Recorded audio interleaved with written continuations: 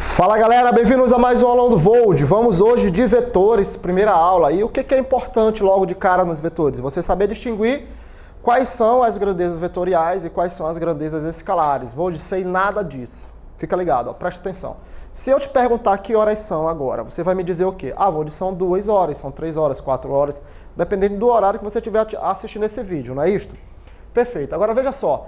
Quando você define o tempo, quando você diz que horas são, você precisa só de duas informações. Duas informações apenas.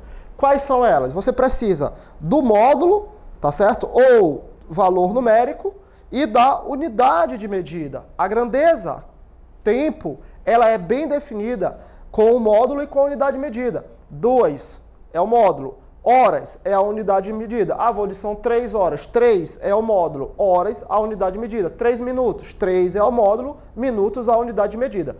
Quando isso acontece, pessoal, quando a minha grandeza é definida, bem definida, apenas com estas duas informações, o módulo ou valor numérico também, eu posso chamar módulo de valor numérico, e unidade de medida, estas grandezas são grandezas escalares, tá certo? Então, eu tenho vários exemplos de grandezas escalares. A temperatura é um exemplo de grandeza escalar, 30 graus Celsius no caso, né? Então vamos lá, eu tenho módulo 30 e unidade de medida. Volume, vou de 10 metros cúbicos, 10 litros, 10 é o módulo, litros é a unidade de medida. Então guarda, grandeza escalar é bem definida com o módulo e a unidade de medida. Eu preciso apenas destas duas informações para definir a grandeza escalar.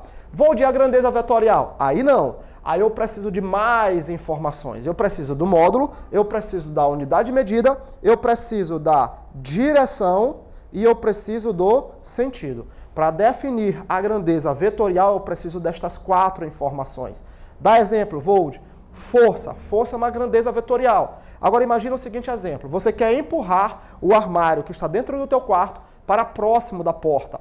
Se a força que você exerce no armário for no sentido contrário à porta, o teu objetivo não vai ser atingido. Você precisa empregar uma força que seja suficiente para movimentar o armário na direção que você quer e no sentido que você quer. Então, força é uma grandeza vetorial. Por quê? Para bem defini-la, eu preciso estabelecer qual é o módulo, qual é a unidade de medida, força medida em newtons. Eu preciso estabelecer a direção e o sentido. Então, atenta, quando você está falando de uma grandeza vetorial, você precisa de 2 elementos a mais. Você precisa estabelecer a direção e o sentido desta força. Ok, galera? Então, vamos fazer o seguinte, vamos fazer um exercíciozinho para ver se você entendeu isso daí, ó. São grandezas vetoriais, olha só. Tempo é grandeza vetorial? Eu preciso determinar a direção do tempo, o sentido do tempo? Não, você não precisa. Você precisa determinar apenas o módulo e a unidade. E pronto, o tempo já está bem estabelecido. Deslocamento é grandeza vetorial, força também. Deslocamento aí tu já marca aí, ó, bota no teu caderno como um exemplo de grandeza vetorial. A força, eu dei um exemplo para vocês também, é uma grandeza vetorial.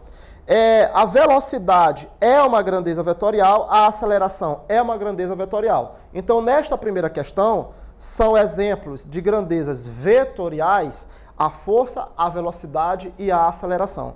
Vold, temperatura é grandeza vetorial? Não, é grandeza escalar, tá bom? Então, vamos para um outro exercício aqui, ó.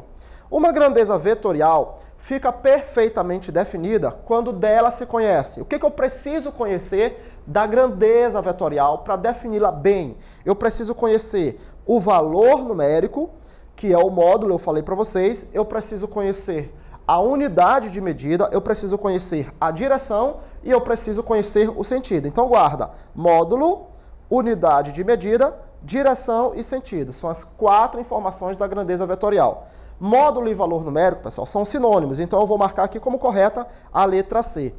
Uma grandeza vetorial fica perfeitamente definida quando dela se conhece valor numérico, letra C não, letra D, última forma, valor numérico, unidade, direção e sentido. Então, para que eu possa bem definir uma grandeza vetorial, eu preciso destas 4 informações. De boa? Qualquer coisa, volta aí no vídeo, assiste mais uma vez, um grande abraço e até a próxima.